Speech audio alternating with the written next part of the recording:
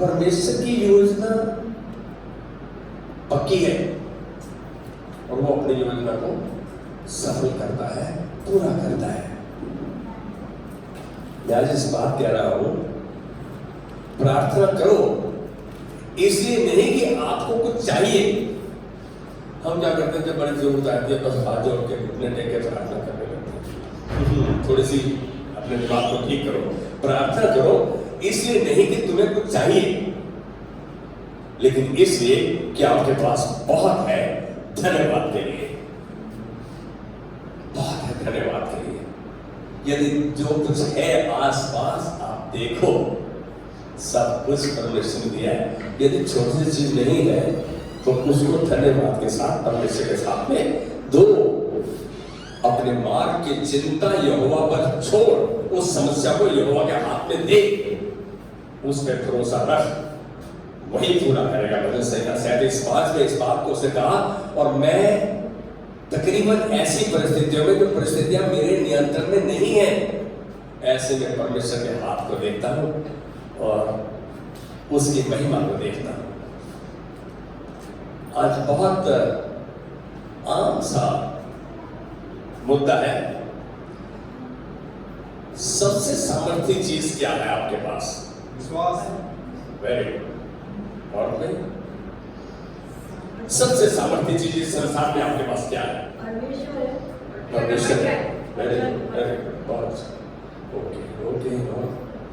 आपके पास है, आप ही के पास, सीमा के पास भी है, अपर्णा के पास भी है, विधि के पास भी है, मेरे पास भी है। ऐसी कौन सी चीज है जो सबसे ताकतवर है, सबसे सामर्थ्य है? वचन है। और कोई?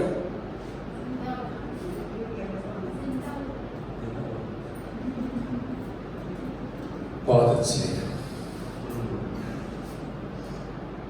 आपके शब्द आपका जीवन है, आपके शब्द। अरे जब खुश हो गए तो शब्द नहीं निकलता है, जीवन है तो आवाज निकलेगी, शब्द निकलेगा। आपके शब्द आपके जीवन को दर्शाते हैं, आपके जीवन को बनाते हैं, आपके जीवन को नष्ट करते हैं। मत्ती 12:37 मैं कहूंगा कि आज जवान बच्चे अपनी बाइबल को खोलकर, यदि मुंह से वचन निकले और उनकी बाइबल तैयार होनी चाहिए। मत्ती 12:37। यस आशु। क्योंकि तू अपनी बातों के कारण निर्दोष और अपनी बातों ही के कारण दोषी ठहराया जाएगा। क्योंकि तू अपने शब्दों के कारण निर्दोष और अपने ही शब्दों के कारण दोषी ठहराया जाएगा। आप देखो कितने पावरफुल है आपके शब्द, कितने सामर्थ्य आपके शब्द। अपने शब्दों के द्वारा, अपने वचनों के द्वारा, अपने कथनों के द्वारा, अपने कहने के द्वारा, सच मानो तो शब्दों में सृजनात्मक सामर्थ्य है, शब्दों में ऊर्जा है, क्रिएटिव एनर्जी है, शब्द में जान है, जीवन है, ताकत है। शब्द वस्तुएं हैं। ध्यान से सोचना, आज जो बात बोल रहा हूं, शब्द वस्तुएं हैं और शब्दों के अंदर पदार्थ है। शब्द कभी मरते नहीं। यीशु ने हमें दिखाया और कहा कि शब्दों में खास शक्ति है, जान है, सामर्थ है। ये उसने दिखाया।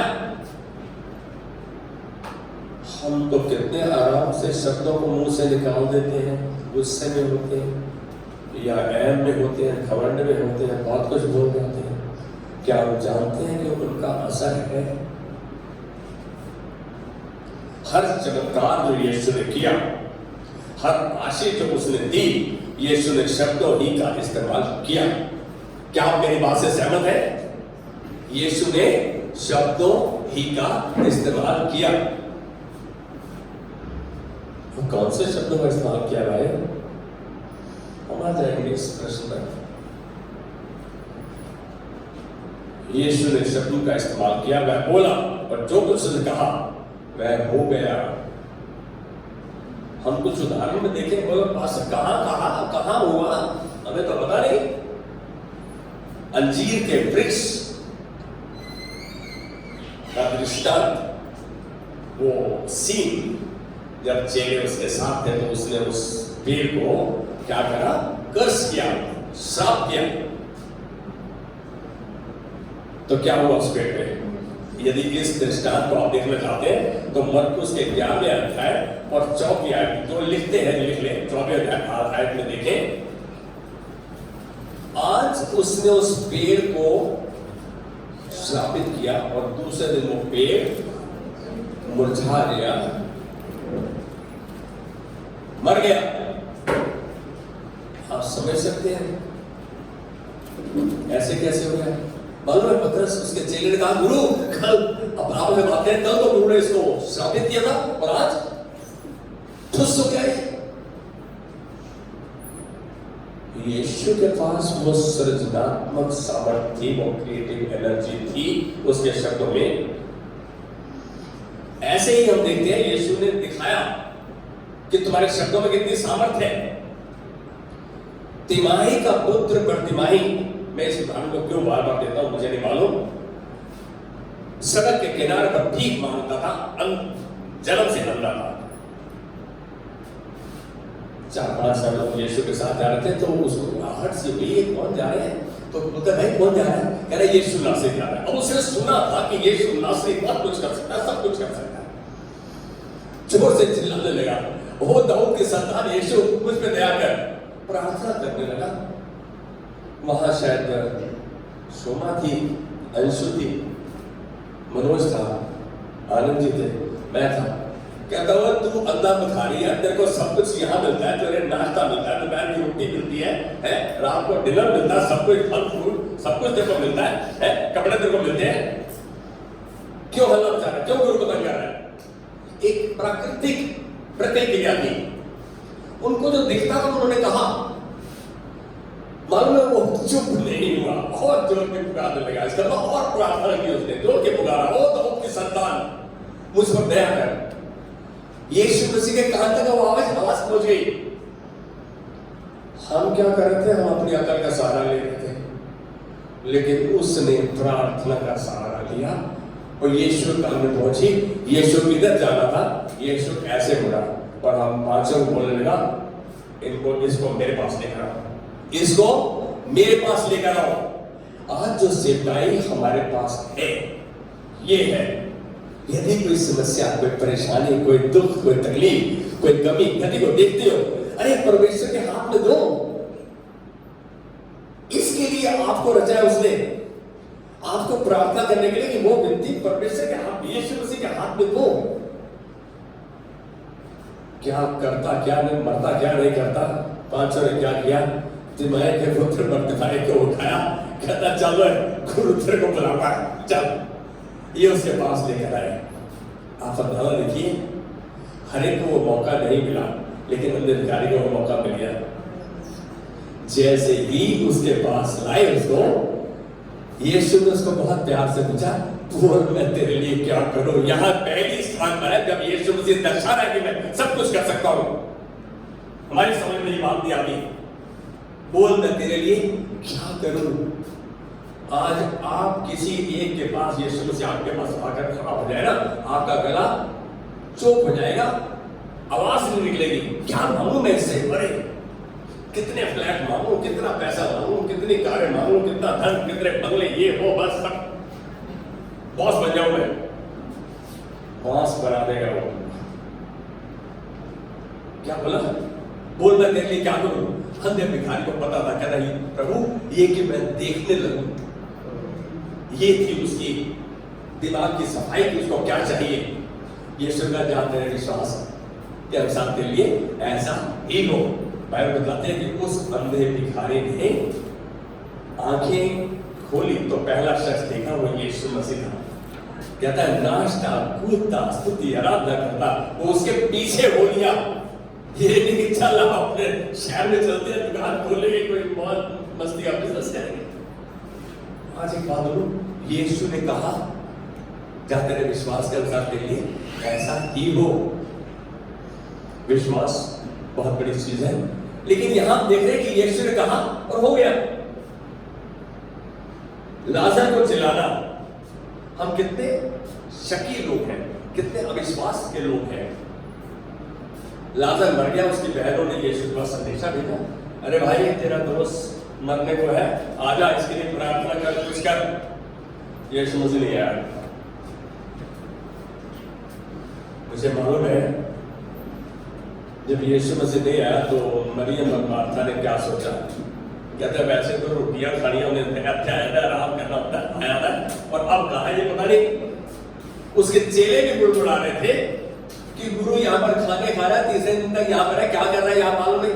कहता चुप रहो, जरा सोचने की जरूरत नहीं है, वो मरा नहीं है, सोया है, जिंदा हो जाएगा, जाग उठेगा। आपको मालूम है हम सब तो जो देखते हैं वही सोचते हैं। What we see, that's what we believe. लेकिन यीशु मसीह उस समय बहुत बड़े आश्चर्यकरण की तैयारी कर रहा था। शायद पिता के साथ संपर्क में था, लगातार टेस्ट में था। ये था यीशु मसीह का जीवन पिता के साथ, कहता रोजमर्रा के व्यस्त जीवन में भी वो समय निकालता था, पिता से बात करता था। उसका प्रार्थना का जीवन कैसा था? हमारा रोल मॉडल क्या है? क्या हम सच में प्रार्थना करते हैं? यार एक बात कहूंगा, जितने शख्स यहाँ आज बैठे हैं, कम से कम अपनी कलीसिया के जन का नाम तो जानो। क्या सबका नाम पता है आपको? प्रार्थना करते प्रभु उस भाई को जानना, प्रभु कह रहा कितना बेवकूफ है, कितनी बेवकूफ है बहरी है, नाम ही पता नहीं है इसको, कितनी देर से इस कलीसिया में आ रहे हैं, नाम जानो, एक एक नाम करके प्रभु के हाथ में दो। अरे प्रभु उनकी समस्या को दूर करेगा, प्रभु आपको इस्तेमाल करना चाहता है। क्या हम इस्तेमाल होना चाहते हैं?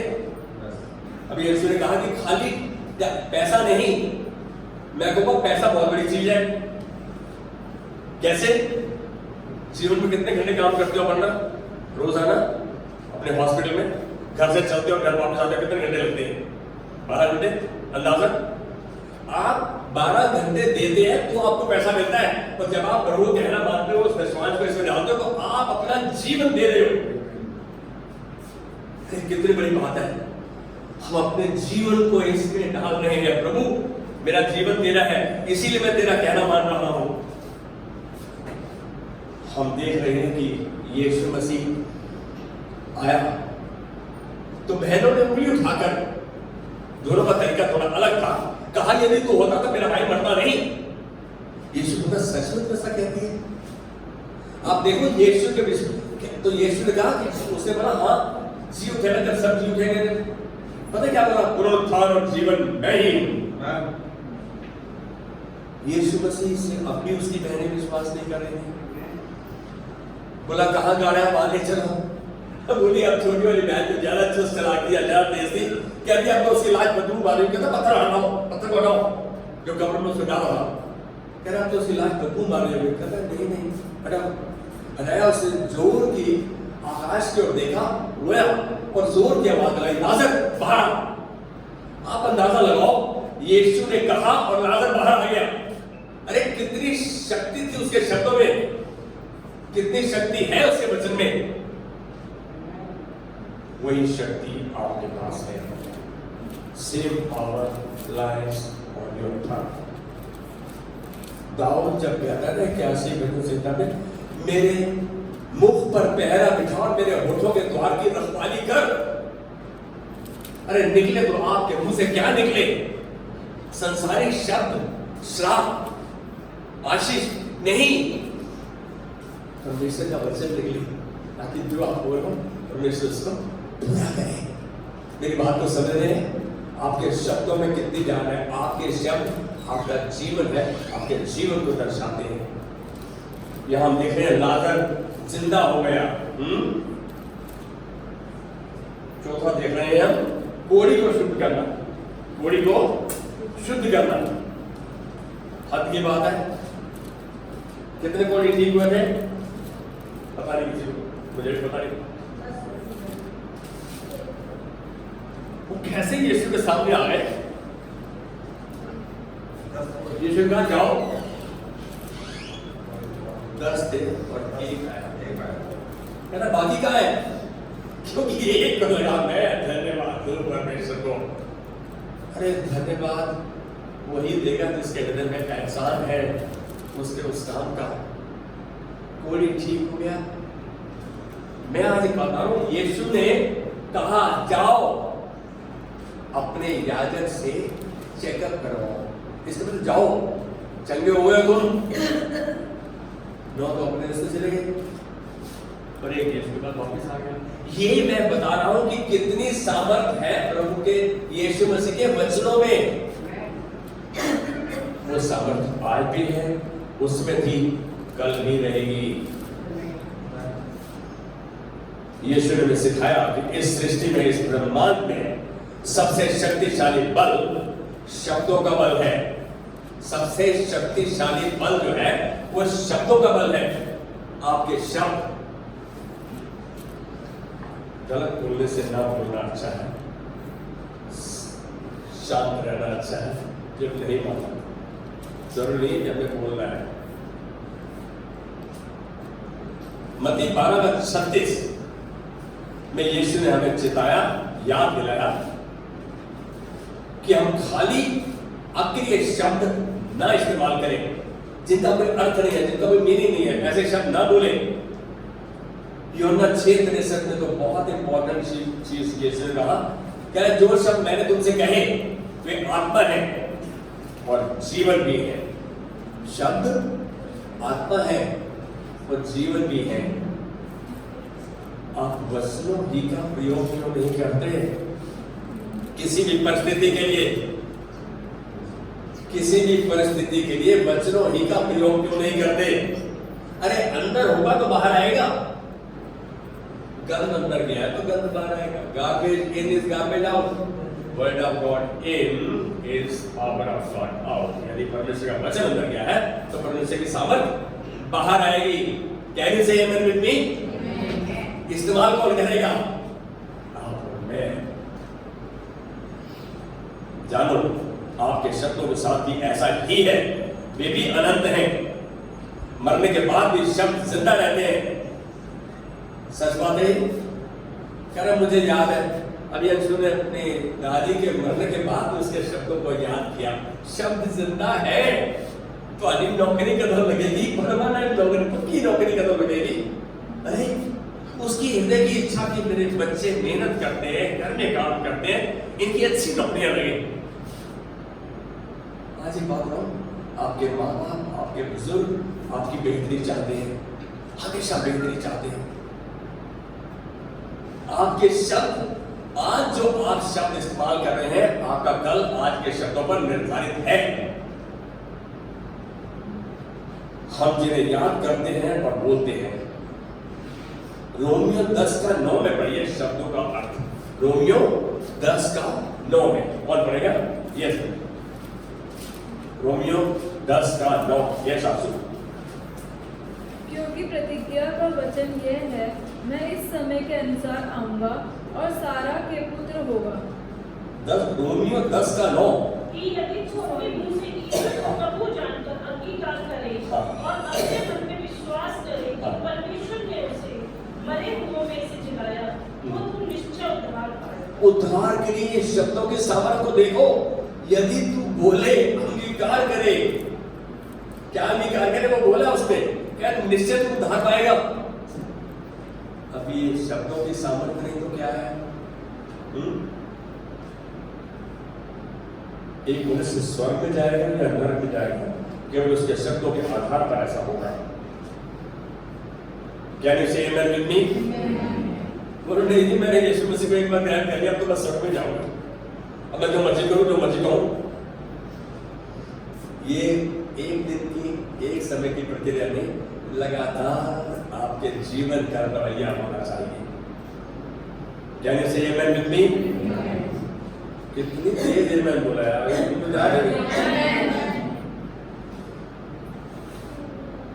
यहाँ क्या है कि अगर उन शब्दों को बोलता है जो परमेश्वर कहता है। कौन से शब्द बोले? जो परमेश्वर कहता है, जो बाइबल कहती है, जो पवित्र शास्त्र कहता है, जो यीशु ने कहे, तो वह निश्चय बच जाएगा। किंतु अगर वह नहीं करता तो नष्ट हो जाएगा। यूहन्ना 3:18 इस बात को पक्का करता है, यदि ऐसा नहीं करता तो नष्ट हो जाएगा। बाइबल इस बात को पक्का कर रही है, मैं नहीं कह रहा। कितना सिंपल है, कितना साधारण है, कितना सरल है ये। जो नए जन्मे हैं उनके लिए अनगिनत आशीषें हैं। यदि आप उन आशीषों का आनंद बनाना चाहते हैं तो आपको अवश्य ही उनको मानना है और उनको बोलना है। उन शब्दों को मानना है और उनको बोलना है। कितनी बार माँ बाप इस बात को मेरे साथ एग्री करेंगे, जब बच्चे उनका कहना नहीं मानते, वो कह रहे पढ़ लो, नहीं पढ़ते, कह रहे नालायक बनेगा, सिर के ऊपर टीन की चद्दर उठा के बोलेगा, बाल्टियों के तले लगवा लो, ये बनेगा तू है, कुछ नहीं होगा तेरे साथ, ऐसे ही निकम्मे रह जाओगे। कितनी बार माँ बाप ऐसे शब्दों का, अक्रिय शब्दों का इस्तेमाल करते हैं, मैं कहूँगा श्रापित शब्दों का इस्तेमाल करते हैं। मैंने तो बहुत बार सुना है, नालायक रहोगे तो ये बात, कुछ नहीं कर पाओगे, झूठ बोलोगे तो कहां जाओगे, कोई नहीं बोला, या कोई ऐसा नहीं है जो झूठ नहीं बोलता, तो कहां जाएंगे हम? अब तो स्वर्ग में जाएंगे। है जाओ, तुम्हारा पास तुम्हारे साथ था, एक काम खींचने के लिए है। अरे एक बार वादा करो प्रभु से, प्रभु आज के बाद मैं सच बोलूंगा, तेरे वचन को थाम कर वही करूंगा जो तूने कहा। अरे कहो तो सही, वो तुम्हारी मदद करेगा। मांगो तो तुम्हें दिया जाएगा, मांगो ये क्यों मैं सच्चाई पर चलूं, तेरे वचन पे चलूं, चाहे मेरा कितना बड़ा नुकसान हो जाए। आज हम कह रहे नुकसान क्यों ना हो जाए, जो मर्जी हो जाए, सच नहीं बोलूंगा। मेरे सारे साहब कहा करते थे, पहले जमाने में लोग कहते थे कि सच्चाई का जीवन जियोगे तो बहुत अच्छे बनोगे। आज कहता है कि सच बनने, सच बोलने से और ईमानदार रहने से जीवन चलता है। नहीं, हेरा फेरी होनी चाहिए, थोड़ी रिश्वत आनी चाहिए, थोड़ा पैसा आना चाहिए, जीवन और आसान हो जाए, है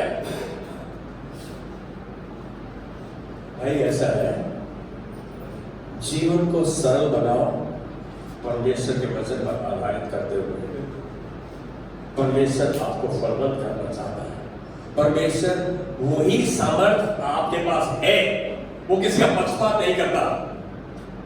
जो उसने अपने चेलों का, वो आज हम हमसे बात कर रहे हैं, उसने उसके शब्दों में जो शब्द उसने बोले और जो बाइबल में है, यदि हम भी उन्हीं शब्दों का इस्तेमाल करेंगे, मानकर, जानकर, मानते हुए, तो क्या होगा? वो शब्द आपके लिए भी कार्य करेंगे। जिसके लिए बोलोगे उसके लिए भी कार्य करेगा। किसको क्या मालूम कौन किसी के लिए रो रहा है, प्रार्थना कर रहा है, पता है आपको? नहीं मालूम। अरे किसी के लिए बोझ है आपके पास? नहीं प्रभु, मैं नाम नहीं लेना चाहता। कुछ परिवार ऐसे जिनको लगातार प्रार्थना में इस तरह, प्रभु नहीं, ये ईमानदार से, वफादारी से, विश्वास योग्यता से, मेरे प्रभु तेरा दास इस विनती को धन्यवाद के साथ तेरे हाथ लेता हूं, विश्वास करता है तूने कहा तू इसे पूरा करेगा। है इसको प्रभु, इस कार्य में, इस परिवार में तेरी महिमा को देख रहा हूं। हम क्यों नहीं विश्वास करते? क्यों नहीं विश्वास के शब्द बोलते? परमेश्वर आज भी वही कार्य कर रहा है जो उसने कल किया, कल भी वो करेगा। लेकिन वो आप पर निर्भर है, आप पर, सब पर निर्भर है। स्कूल में कितने आराम से झूठ बोल देते हैं, खर्च करके, स्लिप करके, जबान एकदम स्लिप करके। और मैडम ने बोल दिया कि नहीं ma'am, I didn't want to, but it was just slip of the tongue, ये जबान का फिसलना था। झूठ कोई नहीं पकड़ता, आप जानते हो झूठ बोल रहे हैं। मेरी बात को समझ रहे हैं हम? कौन जानता है झूठ बोल रहे हैं? हम खुद जानते हैं। हम तो परमेश्वर को भी झूठ बोलते हैं। कहते हैं राहुल हुआ है 5 रुपए नहीं बच रहे, चुप मालूम है 100 में 100 बच रहे है नहीं कि आपके मार्केट में घुसेगी। सच बात तो ये है कि जो कल तक आपने, जो आज आप कह रहे हैं, आपका कल उस पर निर्भर है। इसलिए अपने जीवन को सही शब्दों के द्वारा बनाइए, उन शब्दों को बोलिए जो कि महिमा, सत्यनिष्ठा, शांति, स्वास्थ्य, धन और आनंद के उस जीवन के साथ मेल खाते हैं। उन शब्दों को बोलो। हम समय बिताते हैं आपस में, अपनी पत्नी के साथ कितना टाइम बिताता है? आराम से बैठ के बात कर लो। तूने रहीना के साथ कितना टाइम बिताया राज? पूरे बच्चे देख लेंगे कितने बैठ जाएंगे। अरे भाई, बच्चे सुरक्षित महसूस करते हैं जब मामा पापा साथ बैठे हैं। धोखा नहीं दे सकते तुम। हम किसको धोखा दे रहे हैं?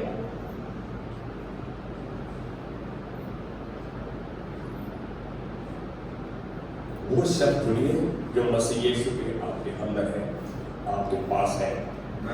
वो शब्द तब जाएंगे जब आप उन शब्दों को पढ़ोगे, उनको समझोगे, उन पर मनन करोगे, उन पर चलन करोगे, तब वो शब्द आपके अंदर जाएंगे। दशमांश के देने का तरीका जिसको सच समझ में आ रहे, प्रभु मैं अपना जीवन दे रहा हूं, मैं अपने आप को समर्पित करता हूं, प्रभु तेरा काम मानता रहूंगा, तेरे कहे पर चलूंगा। अरे परमेश्वर आपके हृदय को देख रहा है, आपके मुंह की बात को सुन रहा है, आपकी मदद करने को तैयार है, वो आपका हाथ पकड़ के लेके चलने को तैयार है। मालूम है यीशु प्रभु ने क्या कहा मत्ती 25 के 12 में? कौन है जो यहोवा का भय मानता है, जो उससे प्यार करता है, जो उसका काम मानता है, जो उसके कहे पे चलता है? कौन है? मैं कौन हटा दूं? जो उसका भय मानता है, जो उससे प्रेम करता है, जो उसके कहे पर चलता है। कहता है यहोवा उसको उसी मार्ग से जिससे मैं प्रसन्न होता चलाएगा। परमेश्वर उसका हाथ पकड़ के उसको लेकर जाएगा। ये है उसका वादा। कहता मैं कुशल से टिका रहेगा, उसका वंश पृथ्वी का अधिकारी ठहरेगा। आज एक बात कहूं, आपका टाइम, टैलेंट, एनर्जी, मनी, ये सब कुछ जब आप परमेश्वर की इच्छा के अनुसार, उसके वचन के अनुसार आप उसको देते हो, परमेश्वर कमी नहीं छोड़ता। He blesses more than we can ever think, comprehend and pray. वो हमारी समझ से ज्यादा प्रार्थना, ज्यादा आशीष करने में सामर्थ्य है।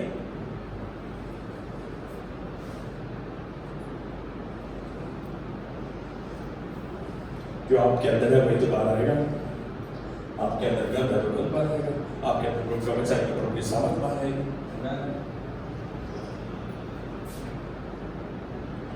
मैं आज डॉक्टर राजन का उदाहरण दे रहा हूं। हम देखते थे कि अभी तक देखते रहे कि वो कम बोलती थी तो केवल प्रभु का वचन बोलती थी, आशीष का वचन बोलती थी, उत्साहित करने वाला वचन बोलती थी। अब उनके बाद धीरे था, सुनने के लिए और प्रार्थना करने के लिए समय था। यह इसलिए था कि वे प्रभु के वचन का पालन करती थी, प्रभु के वचन पर मनन करती थी। आखिरी दिनों में भी वो अन्य भाषा में प्रार्थना कर रही है। मैंने लिटरली सुना उसको। यार उस समय बंदा अपने देह से तंग है, परेशान है, उसको दर्द है, लेकिन फिर भी आनंद करके बोलते पास्टर चंदन आया है, कैसे हो? किसी को जवाब नहीं दे रही। अरे आप उनकी धुन में तो आओ, प्रभु के वचन की धुन में तो आओ, प्रभु की बात मानो तो सही, उसके कहे पर चलो तो सही।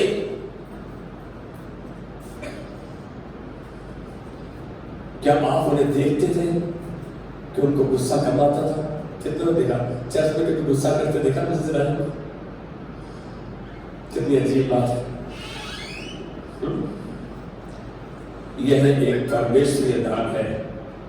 उसके वचन पर बने रहना, उसके वचन पे चलना। मैं एक छोटा सा उदाहरण दूंगा। मैं आनंद जी के घर गया और ममा भी बैठी थी। कोई दिन था, खास दिन था, तो मेरे को वो चीज जिंदगी भर मेरे अंदर रहेगी।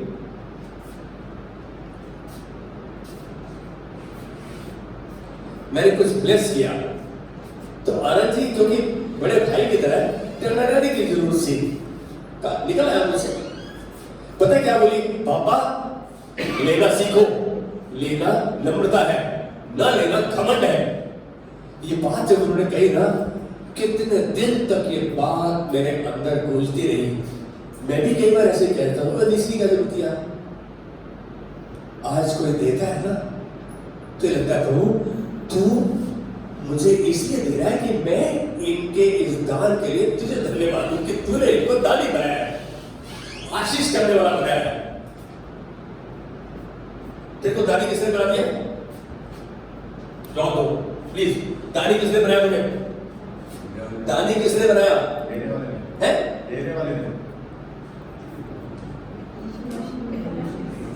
तिमाही के पुत्र बर्तिमाई को क्यों डांट रहे थे तुम? अबे चुप, सवेरे शाम तक को देने हैं? दानी बनाया तुमको बर्तिमाई ने, भिखारी ने। मैं कहूंगा जिसको तुम आशीष दे रहे हो वो ले रहा है, मैं उसको भिखारी नहीं कह रहा। आपको आशीष का स्रोत बनाना है प्रभु। कितनी बड़ी बात है कि लेना नम्रता है। अब कभी कभी शक करने लगते हैं कि पता नहीं पास से ऐसे क्यों ब्लेस कर रहा है मुझे। मैं नाम बोलूंगा, किसी एक ने कहा कि तुमने चर्च को खराब कर रखा है। मुझे बड़ा शुभा कह रहा तुम उनको आशीष करते हो, उनको तुमको आशीष करना चाहिए। मैं थोड़ी देर चुप रहा, मैं चुप रहूं या बोलूं तो मैं लगी कि गलती मैं लगातार करता हूं। मैं कीप कंटिन्यूइंग दिस मिस्टेक, इस मिस्टेक को दोबारा। एक पादरी, एक पास्टर आपके आत्मिक पापा की तरह है। यदि वो परमेश्वर ने आशीष किया तो आशीष का स्रोत नहीं बनता तो उसके पास आशीष कहां से आएगी? दो तो तुम्हें दिया जाएगा। आज मान लो परमेश्वर सबको आशीष का स्रोत कराया है, अपने पास उस धरोहर को दिया है, उस वचन को दिया है जो आपका आशीष का आधार है। आप उस वचन का इस्तेमाल करें।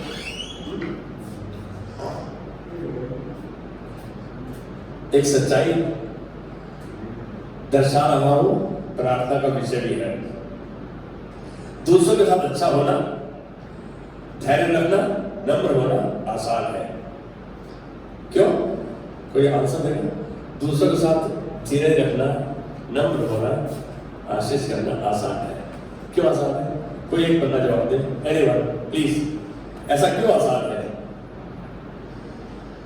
क्योंकि आप उनके साथ 24 घंटे नहीं हैं। आप 24 घंटे उनके साथ नहीं रहते। अब मैं जब आप उनके साथ 24 घंटे नहीं रहते, लेकिन जब आप अपने बच्चों के साथ, अपने माता पिता के साथ हैं तो आप अलग दिखते हैं, अलग होते हैं। पापा जी दूसरे के सामने में बना आराम से बात करते हैं, हमसे तो जहां पर उनका हाथ निकला था आपका। यहां फेमिलियरिटी ब्रीड्स कंटेम्प्ट, नजदीकी पर कमी पेशों को उभारता है। लेकिन मैं एक बात बोलेगा, ये प्रार्थना का विषय है। आप हर जन अपनी परिस्थिति में प्रभु के चरित्र को दर्शाए, प्रभु के सम्मुख इस विनती को लेकर आए। प्रभु मैं दूसरों की बात बड़े ध्यान से सुनता हूँ, लेकिन अपने बच्चों के साथ, मैं अपने माता पिता के साथ क्यों धैर्य खो बैठता हूँ? ये विनती तेरे हाथ में देता हूँ प्रभु। तूने कहा मांगो तो तुम्हें दिया जाएगा। प्रभु वही शांति, वही आनंद का दान, वही धैर्य का प्रभु ये दान मुझे बख्श। और फिर धन्यवाद है प्रभु, तेरा धन्यवाद कि तूने मेरी विनती सुन ली है। ये प्रार्थना का विषय है। आपके मुख, आपका प्रार्थना, आपका मनन प्रभु के सम्मुख ग्रहण योग्य होता है यदि वो उसके वचन के अनुसार है।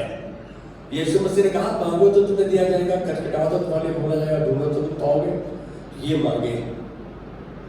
हम कुछ गलत चीजें मांग रहे हैं जिसकी वजह से हम भटक जाते हैं। आपके शब्द आपका जीवन दर्शाते हैं। आपके शब्द सृजनात्मक है, क्रिएटिव एनर्जी है, उसमें जान है, उसमें ताकत है। आप प्रभु ही के वचनों का इस्तेमाल कीजिए। यदि नहीं कर पा रहे तो बोलने से पहले बाइबल उठाइए, देखिए कि मेरी परिस्थिति से मेल खाता वचन कौन सा है। अरे प्रभु तो तैयार है। वचन कौन है? वचन प्रभु है। आदि में वचन था, वचन परमेश्वर के साथ था, वचन परमेश्वर था, वचन परमेश्वर है। पर प्रभु ने अपने बड़े नाम से ज्यादा अपने वचन को महत्व दिया। अपने महान नाम से भी ज्यादा, यीशु नाम से भी ज्यादा उसने अपने वचन को महत्व दिया। तो आज हम क्या करें? हम अपने शब्द अपने मुख से बोलने हैं, वो बोले जो यीशु ने कहे, वो बोले जो पवित्र शास्त्र कहता है, वो बोले जो मेरी परिस्थिति से मेल खाता है। कैन यू से एमेन विद मी? आइए खड़े हो जाएंगे। प्रभु धन्यवाद देते हैं आज के दिन के लिए, तेरे वचनों के लिए, तेरी सामर्थ के लिए, तेरी हर मतलब सहायता के लिए। हम में से बहुतों के हृदय को तो खेल रहा है कि हम सच नहीं बोलते, हम झूठ बोलते हैं, हम तेरा कहा नहीं मानते। तेरा दास आज तेरे सम्मुख नम्र दिल होता हुआ इस परिवार को तेरे हाथ में देता है। ये तेरी इच्छा है प्रभु कि सब के सब तेरे वचन को जाने, समझे और माने और तेरे कहे पर चलते हुए तेरे हाथ में अच्छे अवतार की तरह इस्तेमाल किए जाए। आज प्रभु तेरा दास इनकी कमी घटियों को, इनकी ईमानदारी को, विश्वास योग्यता को, आज्ञाकारिता को तेरे हाथ में देता है। तूने तो कहा प्रभु मांगो तो तुम्हें दिया जाएगा। आज इनकी कमी घटियों को पूरा कर रहा है अपने वचन की सामर्थ के द्वारा, वो सामर्थ जो उद्धार तक के लिए है। हम इनके जीवन में प्रभु तेरी महिमा को देखते हैं क्योंकि तूने इनकी विनती को सुन लिया है। आज एक बार फिर जिन जिन परिवारों का प्रतिनिधित्व करते हैं प्रभु, उन परिवारों को तूने आशीष किया है। जो आज नहीं आने पाए उनको आज ब्लेस करते हैं, आशीष करते हैं। धन्यवाद के साथ जो मांगा विश्वास में ग्रहण करते हुए आदर, महिमा, प्रशंसा तुझको देते हैं यीशु मसीह के नाम में। जब से आमेन। और हमारे पिता का प्रेम, यीशु मसीह का अनुग्रह और पवित्र आत्मा की सहभागिता जो उसने हमारे अंदर छोड़ी है अनंत काल तक हमारे साथ बने रहे। Amen. God bless you. Have a wonderful day.